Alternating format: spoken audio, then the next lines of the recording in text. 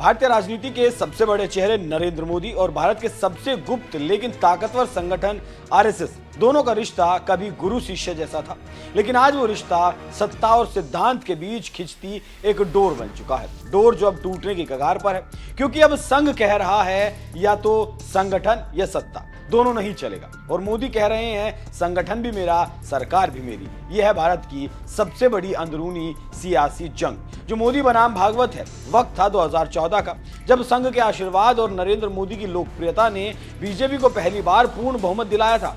तब कहा गया कि संघ की विचारधारा, मोदी की नीति और शाह की रणनीति ने मिलकर इतिहास रच दिया है। लेकिन अब वही तिकड़ी 3 अलग अलग दिशाओं में खिंच रही है और इस बार संघ ने 2 टूक कह दिया कि प्रधानमंत्री चाहे कोई भी हो, पार्टी पर नियंत्रण संगठन के पास रहना चाहिए, ना कि सत्ता के केंद्र में बैठे व्यक्ति के पास। पिछले 1 साल में संघ और बीजेपी के बीच कई बार मीटिंग हुई, जिनमें संगठनात्मक बदलावों पर चर्चा हुई, लेकिन असली टकराव तब खुलकर सामने आया जब दिल्ली में बीजेपी अध्यक्ष पद को लेकर नाम सामने आने लगे। संघ चाहता है कि पार्टी की कमान किसी ऐसे व्यक्ति के हाथ में हो जो संघ के करीब हो, ना कि मोदी शाह के इशारे पर चलने वाला हो। लेकिन मोदी शाह चाहते हैं कि अध्यक्ष वही हो जिसे वो चुने।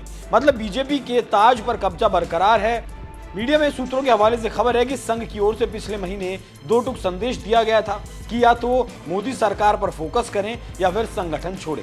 संघ इस बात से नाखुश है कि बीजेपी अब एक व्यक्ति केंद्रित पार्टी बन गई है, वो भी ऐसा व्यक्ति जो पार्टी के भीतर कोई दूसरा नेतृत्व पनपने नहीं देता। खुद मोदी, गृह मंत्री, नीति आयोग, विदेश नीति, चुनावी रणनीति, सब कुछ 2 लोगों के हाथों में है, मोदी और शाह। संघ प्रमुख मोहन भागवत के भाषणों में हाल के सालों में बड़ा बदलाव देखने को मिला। एक समय जो घर वापसी, लव जिहाद जैसे मुद्दों पर चुप रहते थे, अब वो कह रहे हैं कि मुस्लिम भी हमारे हैं, गर्व से कहो हम भारतीय हैं। ये संघ के मूल स्वरूप से थोड़ी दूरी और सत्ता के आक्रामक हिंदुत्व से दूरी का संकेत है। तो सवाल बनता है कि क्या ये विचारधारा का पुनर्मूल्यांकन है या मोदी की छाया से निकलने की कोशिश? भाजपा के भीतर अब 2 ध्रुव साफ दिखते हैं। एक और मोदी शाह गुट है जो केंद्रीयकृत नेतृत्व चाहता है और जिसे कोई चुनौती न दे सके। दूसरी तरफ है संघ के करीबी नेता जो चाहते हैं कि पार्टी में सामूहिक निर्णय की परंपरा फिर लौटे। अध्यक्ष पद को लेकर भी यही तनाव है। संघ अपने किसी घनिष्ठ व्यक्ति को अध्यक्ष बनाना चाहता है,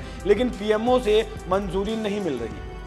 जानकारी देते चलें कि 1 जुलाई को दिल्ली में जो बैठक हुई वो संघ बीजेपी के रिश्तों में निर्णायक मोड़ नहीं बनी, लेकिन बैठक बिना नतीजे के खत्म हो गई। अंदर खाने खबर है कि संघ की ओर से स्पष्ट कहा गया, अगर हमारी बात नहीं मानी गई तो हम विकल्प तलाशने को मजबूर होंगे। ये बात साधारण नहीं, क्योंकि विकल्प शब्द के मायने कई हैं। नए अध्यक्ष, नया नेतृत्व, यहाँ तक कि नया प्रधानमंत्री। अगर आपको लगता है कि संघ कभी प्रधानमंत्री पद को चुनौती नहीं देता तो इतिहास पढ़िए। अटल बिहारी वाजपेयी और आडवाणी के दौर में भी संघ ने असंतोष जताया था, लेकिन इस बार बात और आगे बढ़ चली है। सूत्रों के मुताबिक संघ के कुछ शीर्ष नेताओं ने आंतरिक चर्चा में कहा कि अगर बीजेपी के 240 सांसदों में से 121 का समर्थन मिल जाए तो नया नेता चुनना मुश्किल नहीं है।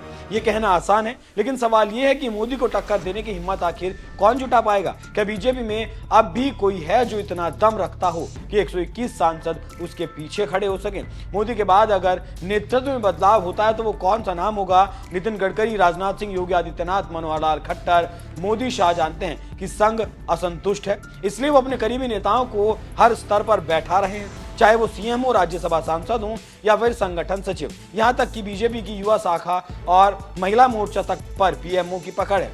यही संघ को अखर रहा है। संगठन अब विचार से नहीं, सिर्फ सत्ता की भाषा में सोचता है। ये लड़ाई सिर्फ भाजपा के अध्यक्ष पद की नहीं है, ये टकराव विचार बनाम व्यक्ति है। संघ कह रहा है कि पार्टी विचारधारा से चलती है और मोदी कह रहे हैं पार्टी मेरे चेहरे से जीतती है। सत्ता को साधने की ये जद्दोजहद अब सिर्फ कमरे के अंदर नहीं, बल्कि सांसदों, कार्यकर्ताओं और संघ के शिविरों तक पहुंच चुकी है। आने वाले दिनों में क्या होगा ये कोई नहीं जानता, लेकिन जो भी कुछ होगा वो बहुत बड़ा होगा। बाकी आप इस विषय पर क्या राय रखते हैं? अपनी राय हमें कमेंट कर जरूर बताएं। नमस्कार।